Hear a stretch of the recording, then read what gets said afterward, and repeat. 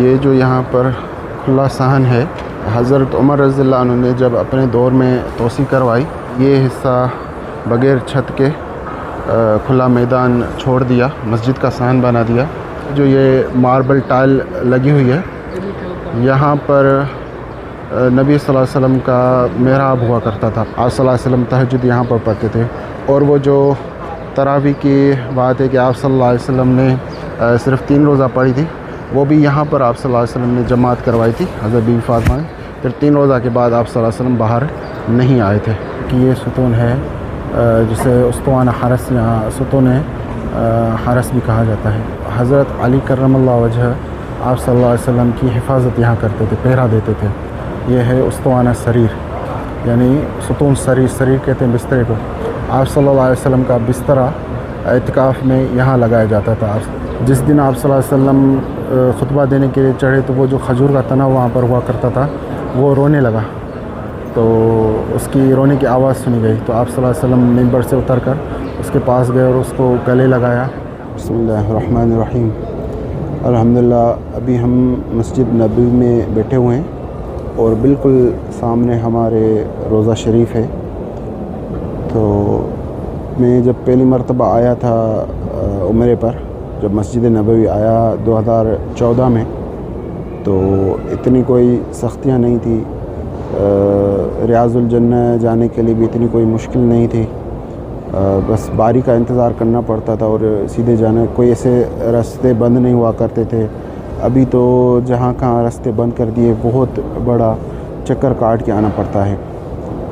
تو ابھی جو زیارتیں ریاض الجنہ میں ہیں اور اس کے قریب جو بھی زیارتیں ہیں، ابھی ہم چلتے ہیں وہاں پر اور اس کی تاریخ اور وہ زیارت، اس کی کیا ہسٹری ہے وہ بتاتے ہیں اور سارے آپ کو زیارت کراتے ہیں۔ پھر آخر میں باب السلام سے نبی صلی اللہ علیہ وسلم کے روضہ معاہجہ شریف کی طرف چلتے ہیں، وہاں پر سلام بھی نبی صلی اللہ علیہ وسلم پر پیش کرتے ہیں، تو آپ کو سارا کچھ دکھاتے ہیں اور ساری ہسٹری بتاتے ہیں۔ سبحان اللہ، الحمدللہ۔ یہ سامنے نبی پاک صلی اللہ علیہ وسلم کے روضے کے اوپر خوبصورت سبز گنبد نظر آ رہا ہے، اور اس کے ساتھ یہ جو آپ آگے دیکھ رہے ہیں جہاں پر انہوں نے راستہ بند کیا ہے، اس کی سیدھ میں یہ سارا جو ہے ریاض الجنہ ہے۔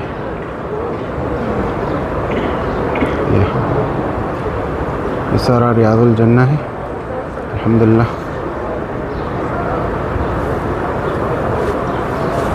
اور آپ صلی اللہ علیہ وسلم کا روضہ مبارک۔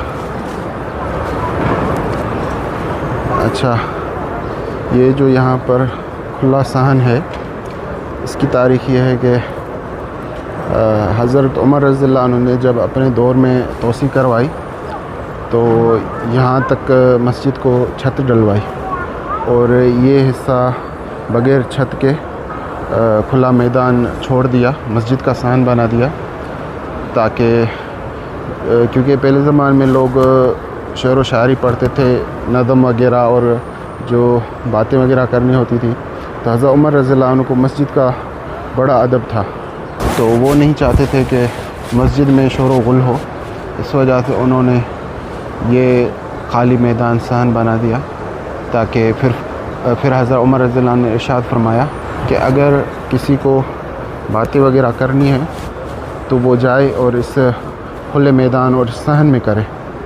تو یہ سب سے پہلے حضرت عمر رضی اللہ عنہ نے یہ کھلا میدان یہاں پر چھوڑا تھا، جو آج تک الحمدللہ ویسے ہی رکھا گیا ہے۔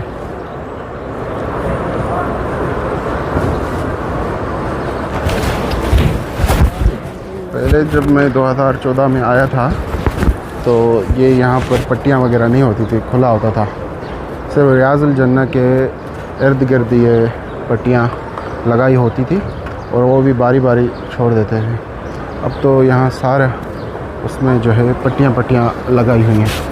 اچھا، ایک اور تاریخی زبردست چیز آپ کو میں دکھاؤں، جو روضہ شریف کے بالکل ہی پیچھے ہے، بہت تاریخی چیز ہے، آپ کو دکھا دوں گا۔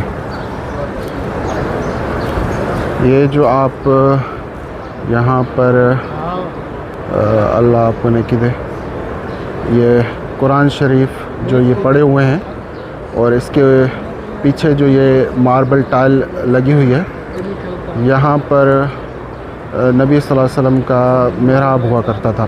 اچھا، اس کے پیچھے جو ہے حضرت بی بی فاطمہ رضی اللہ عنہ کا گھر تھا، حجرہ تھا، اور اس کے پیچھے حضرت عائشہ رضی اللہ عنہ کا، جہاں پر آپ صلی اللہ علیہ وسلم رہتے تھے۔ تو آپ صلی اللہ علیہ وسلم جب رات کو تہجد کے لیے اٹھتے تھے تو حضرت بی بی فاطمہ رضی اللہ عنہ کے گھر کے پیچھے آ کر تہجد کی نماز ادا فرماتے تھے۔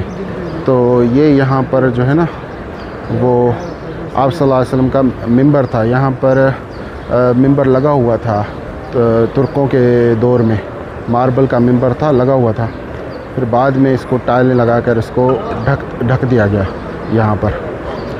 تو یہ بھی تاریخی ممبر کہہ رہا ہوں میں، معذرت، محراب جہاں پر آپ صلی اللہ علیہ وسلم آ کر نماز ادا فرماتے تھے۔ تو یہ ہے وہ محراب تہجد اس کو کہتے ہیں۔ آپ صلی اللہ علیہ وسلم تہجد یہاں پر پڑھتے تھے۔ اور وہ جو تراویح کی بات ہے کہ آپ صلی اللہ علیہ وسلم نے صرف 3 روزہ پڑھی تھی، وہ بھی یہاں پر آپ صلی اللہ علیہ وسلم نے جماعت کروائی تھی حضرت بی بی فاطمہ نے۔ پھر 3 روزہ کے بعد آپ صلی اللہ علیہ وسلم باہر نہیں آئے تھے۔ تو یہ مبارک تھا، یہ آپ صلی اللہ علیہ وسلم کے روزے کے بالکل پیچھے یہ محراب بنا ہوا تھا۔ پرانی آپ اگر نیٹ پر سرچ کریں گے تو اس کی پرانی تصویریں آپ کو مل جائیں گی۔ ابھی ہم اس طرف سے چلتے ہیں جہاں سے دروازہ ہے، اور دوسری بھی تاریخی چیزیں آپ کو وہاں سے آپ کو ہم ساری دکھاتے ہیں۔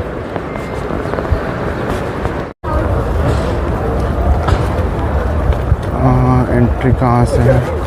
یہاں سے انٹری ہے، اور پھر باب السلام کی انٹری وہ الگ سے، وہ بڑا لمبا روٹ ہے۔ ابھی جو ہے باب الصدیق کی طرف انٹری ہے ہماری، ایگزٹ ادھر سے ہے، اس باب سے ہے، دروازے سے، اور انٹری یہاں باب الصدیق سے ہے۔ حضرت ابو بکر رضی اللہ عنہ کے نام پر یہ باب ہے، دروازہ وہاں سے۔ تو شروع میں یہ دروازہ آتا ہے، تو آپ کو پہلے اس دروازے کی تاریخ بتا دیتے ہیں۔ یہ بھی تاریخی دروازہ ہے، یہاں دریچہ ہے اس کو کہہ لیں۔ نبی صلی اللہ علیہ وسلم کے دور میں یہ سامنے پہلے آپ دیکھیں، یہ سامنے روضہ شریف ہے، حضرت عائشہ کا حجرہ، جہاں پر آپ صلی اللہ علیہ وسلم رہتے تھے۔ اور آپ صلی اللہ علیہ وسلم کے دور میں مسجد یہاں تک تو اتنی تو وسیع نہیں تھی، لیکن تھوڑا آگے تک تھی۔ لیکن جب بعد میں جب وہاں پر تھی تو حضرت ابو بکر رضی اللہ عنہ کا دروازہ جو تھا، وہ دروازہ نہیں، گھر جو تھا، تو وہ جہاں پر مسجد کی دیوار ختم ہوتی تھی وہاں پر حضرت ابو بکر رضی اللہ عنہ کا گھر تھا۔ تو ان کے گھر کا جو ہے ایک دروازہ وہ باہر کی طرف کھلتا تھا، اور ایک چھوٹا سا دروازہ یا کھڑکی کہہ لیں وہ مسجد نبوی کے اندر کھلتا تھا۔ تو آپ صلی اللہ علیہ وسلم نے اپنی زندگی کے آخری دنوں میں فرمایا تھا، کیونکہ کافی صحابہ کے گھر مسجد نبوی کے ارد گرد بنے ہوئے تھے، اور ان کے 2 دروازے تھے، ایک جو باہر کھلتے تھے، اور دوسرا مسجد نبوی کے اندر جو چھوٹا دروازہ یا کھڑکی ہوتی تھی۔ تو آپ صلی اللہ علیہ وسلم نے اپنے آخری عمر میں فرمایا تھا کہ سب کہ جو ہے مسجد میں جن کے بھی یہ دروازے کھڑکیاں کھلتی ہیں وہ بند کر دی جائے، سوائے حضرت ابو بکر رضی اللہ عنہ کے۔ اس چھوٹے دروازے کو عربی میں کہتے ہیں خوخہ، اور یہاں پر لکھا ہوا ہے ہذہ خوخۃ سیدنا ابی بکر صدیق رضی اللہ عنہ۔ تو کیونکہ آپ صلی اللہ علیہ وسلم کا ارشاد تھا کہ اس دریچے کو بند نہ کیا جائے، تو بند نہیں کیا گیا تھا، لیکن جب توسیع ہوئی مسجد نبوی کی تو پورا کا پورا گھر ہی حضرت ابو بکر رضی اللہ عنہ کا مسجد نبوی کے اندر آ گیا۔ تو جنہوں نے بھی جو ہے مسجد حضرت ابو بکر رضی اللہ عنہ کا گھر مسجد نبوی کے اندر کیا، تو اس کے سیدھ میں ہی باہر ایک چھوٹا سا دروازہ چھوڑ دیا تاکہ ان کی نشانی باقی رہے، اور آپ صلی اللہ علیہ وسلم نے جو ارشاد فرمایا تھا وہ بھی باقی رہے۔ اس دروازے کے بعد اب آتے ہیں دوسری جو مسجد نبوی کے اندر تاریخی جگہیں ہیں، ان کے بارے میں آپ کو بتاتے ہیں۔ تو چلتے ہیں۔ ابھی جو ہے یہ حصہ تو کھلا ہوا ہے جو ریاض الجنہ کے اندر نہیں آتا، اور جو حصہ ریاض الجنہ کے اندر آتا ہے اس کو اسے بند کر دیا ہے، کپڑا دے کر، پردہ دے کر اس کو بند کر دیا گیا ہے۔ لیکن یہ اچھا ہی ہے کہ ہم یہاں دور سے دیکھ سکتے ہیں۔ اچھا، یہ جو منبر نہیں محراب ہے، یہ محراب نبی صلی اللہ علیہ وسلم کا محراب نہیں ہے، یہ محراب حنفی ہے، جسے محراب سلیمانی بھی کہتا ہے۔ سلطنت عثمانیہ کا ایک بادشاہ تھا سلیمان، تو انہوں نے یہ بنوایا تھا، تو اس کے نام سے اس کو محراب سلیمانی بھی کہا جاتا ہے۔ تو پہلے میں غلطی ہو گئی تھی، میں نے آپ صلی اللہ علیہ وسلم کا محراب سمجھ لیا تھا اس کا، تو یہ وہ محراب نہیں ہے بلکہ یہ محراب حنفی۔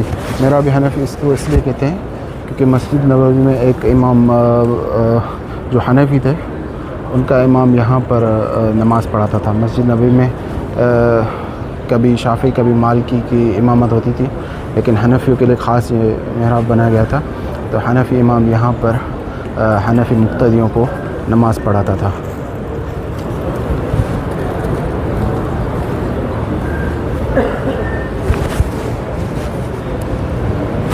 اور یہ ہے الحمدللہ منبر نبوی، جہاں سے ریاض الجنت کی حد ختم ہوتی ہے، شروع تو ہوتی ہے آپ صلی اللہ علیہ وسلم کے جو ہے روضہ شریف سے، اور اس کی انتہا ہے اس منبر نبوی صلی اللہ علیہ وسلم سے۔ آپ صلی اللہ علیہ وسلم نے فرمایا تھا ما بین بیتی و منبری روضۃ من ریاض الجنہ، کہ جو میرے گھر اور منبر کے درمیان کی جگہ ہے وہ جنت کے ٹکڑوں میں سے، جنت کے باغوں میں سے ایک باغیچہ ہے۔ یہ منبر آپ صلی اللہ علیہ وسلم کا منبر تو نہیں ہے، لیکن جہاں آپ صلی اللہ علیہ وسلم کا منبر ہوا کرتا تھا اسے اسی جگہ پر بنایا گیا ہے۔ یہاں پر بہت سارے منبر تبدیل ہوئے ہیں، جو آخری منبر ہے وہ یہی ہے۔ کافی منبر آئے تبدیل ہو گئے، کسی کی آپ صلی اللہ علیہ وسلم کا جو منبر تھے اس کی 2 سیڑھیاں تھیں، تیسری سیڑھی پر آپ صلی اللہ علیہ وسلم بیٹھتے تھے، مطلب تیسری سیڑھی والا تھا۔ یہ تو ابھی 11-12 سیڑھیوں کا منبر بنایا گیا ہے۔ اچھا، ریاض الجنہ میں اور جو تاریخی چیزیں ہیں جو نبی صلی اللہ علیہ وسلم کی طرف منسوب ہے، ان میں سے یہ مسجد نبوی کے ستون ہیں۔ ویسے تو بہت ہیں، لیکن جو تاریخی ستون ہیں جن کا آپ صلی اللہ علیہ وسلم تعلق ہے وہ 6 ستون ہیں، جن میں سے ایک یہ ہے ستون، دور سے آپ کو نظر نہیں آئے گا، یہ ستون توبہ بھی کہتے ہیں اس کو، اور ستون ابو لبابہ بھی کہتے ہیں اس کو۔ اس کی تاریخ یہ ہے کہ حضرت ابو لبابہ رضی اللہ عنہ سے غلطی ہو گئی تھی، تو انہوں نے آ کر خود کو مسجد نبی کے ستون سے باندھ دیا تھا، اور کہا تھا کہ جب تک اللہ تعالیٰ میری توبہ قبول نہیں فرمائیں گے تب تک جو ہے میں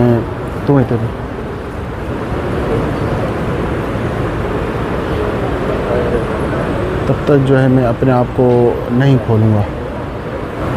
تو تقریباً 40 دن حضرت ابو لبابہ رضی اللہ عنہ خود کو اس ستون سے باندھے رکھا، پھر اللہ تعالیٰ نے قرآن میں آیت نازل کی اور ان کی توبہ قبول کر لی گئی۔ تو آپ صلی اللہ علیہ وسلم کو یہ تقریباً سحر کے وقت یہ آیت نازل ہوئی، اور آپ صلی اللہ علیہ وسلم حضرت ام سلمہ رضی اللہ عنہ کے گھر میں تھے، تو آپ صلی اللہ علیہ وسلم مسکرائے، تو حضرت ام سلمہ نے پوچھا اے اللہ کے رسول آپ کیوں مسکرا رہے ہیں؟ تو آپ صلی اللہ علیہ وسلم نے فرمایا کہ ابو لبابہ کی توبہ قبول کر لی گئی ہے۔ تو حضرت ام سلمہ نے عرض کیا یا رسول اللہ کیا میں ان کو جا کر یہ خوشخبری نہ سنا دوں؟ تو آپ صلی اللہ علیہ وسلم نے فرمایا کیوں نہیں؟ تو کیونکہ ان کا بھی گھر، تو چونکہ آپ صلی اللہ علیہ وسلم کے ازواج کے گھر یہاں پر مسجد کے قریب ہی تھے، تو انہوں نے اپنے گھر سے پردہ ہٹا کر حضرت ابو لبابہ رضی اللہ عنہ کو خوشخبری دی۔ تو لوگ دوڑتے ہوئے آئے اور حضرت ابو لبابہ کو خوشخبری دے کر کھولنے لگے، تو انہوں نے کہا کہ اللہ کی قسم مجھے صرف اور صرف آپ صلی اللہ علیہ وسلم ہی کھولیں گے۔ تو پھر جب آپ صلی اللہ علیہ وسلم فجر کی نماز پڑھانے آئے تو ان کو وہاں سے کھول دیا۔ تو یہ تاریخ ہے اس ستون کی ماشاءاللہ۔ اور بقایا 5 ستون ہیں، ہم کوشش کرتے ہیں کہ ان کی بھی تاریخ آپ کو بتائیں، لیکن یہاں پر رش بہت ہے اور لوگ نماز پڑھ رہے ہیں، اور نماز کے آگے آ کر ان کو تکلیف دینا مناسب نہیں ہے۔ کوشش کرتے ہیں جتنے ستون ہو سکے ہم آپ کو ان کے بتاتے ہیں۔ اچھا، تو ان 6 ستونوں میں سے 3 ستون جو ہیں وہ آپ صلی اللہ علیہ وسلم کے حجر شریف کے بالکل ساتھ ہیں، جن میں سے ایک یہ ستون ہے جسے اسطوانہ حرس یا ستون حرس بھی کہا جاتا ہے۔ یہاں پر کیونکہ یہ نبی صلی اللہ علیہ وسلم کے گھر کے بالکل قریب تھا، تو حضرت علی کرم اللہ وجہ آپ صلی اللہ علیہ وسلم کی حفاظت یہاں کرتے تھے، پہرا دیتے تھے۔ پھر جب اللہ تعالیٰ نے قرآن میں آیت نازل کی واللہ یعصمک من الناس، کہ اللہ آپ لوگوں سے آپ کی حفاظت کریں گے، تو آپ صلی اللہ علیہ وسلم نے حضرت علی سے فرمایا کہ علی اب تم چلے جاؤ، اب اللہ نے خود میری حفاظت کا ذمہ اٹھا لیا۔ پھر حضرت علی رضی اللہ عنہ نے یہاں پر آپ صلی اللہ علیہ وسلم کی چوکیداری کرنا چھوڑ دی۔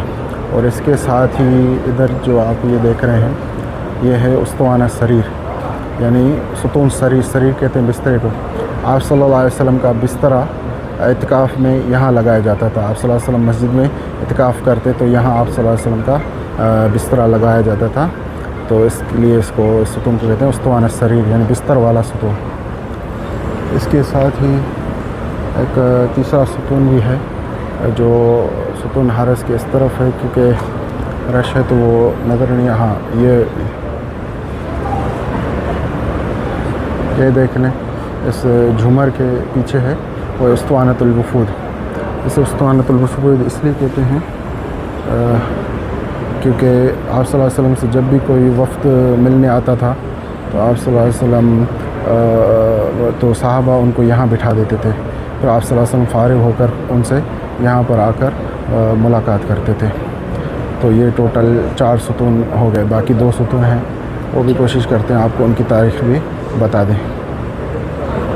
جہاں پر آپ صلی اللہ علیہ وسلم کا یہ ممبر شریف ہے، پہلے آپ صلی اللہ علیہ وسلم نے جب مسجد تعمیر کروائی تھی تو یہاں پر کوئی ممبر موجود نہیں تھا، کھجور کا تنا تھا، تو آپ صلی اللہ علیہ وسلم کھجور کے تنے سے ٹیک لگا کر نماز ادا فرماتے تھے۔ تو ایک صحابی عورت نے کہا اللہ کے رسول آپ تھک جاتے ہیں خطبہ دیتے ہوئے، کیا ہم آپ کے لیے ممبر نہ بنا دیں؟ تو آپ صلی اللہ علیہ وسلم نے ان کو مطلب ہاں کہا اور اجازت دی۔ پھر آپ صلی اللہ علیہ وسلم کے لیے ممبر بنایا گیا 3 سیڑھی والا، دوسری سیڑھی پر پاؤں رکھ کر تیسری سیڑھی پر آپ بیٹھتے تھے۔ جس دن آپ صلی اللہ علیہ وسلم خطبہ دینے کے لیے چڑھے تو وہ جو کھجور کا تنا وہاں پر ہوا کرتا تھا وہ رونے لگا، تو اس کی رونے کی آواز سنی گئی، تو آپ صلی اللہ علیہ وسلم ممبر سے اتر کر اس کے پاس گئے اور اس کو گلے لگایا اور اس سے فرمایا کہ کیا یہاں تو میں تمہیں یہاں پر مسجد نبوی میں دفن کر دوں، پھر تم حوض کوثر کے پاس مطلب اگ جاؤ یا جنت کے باغوں میں سے جنت میں اگائے جاؤ۔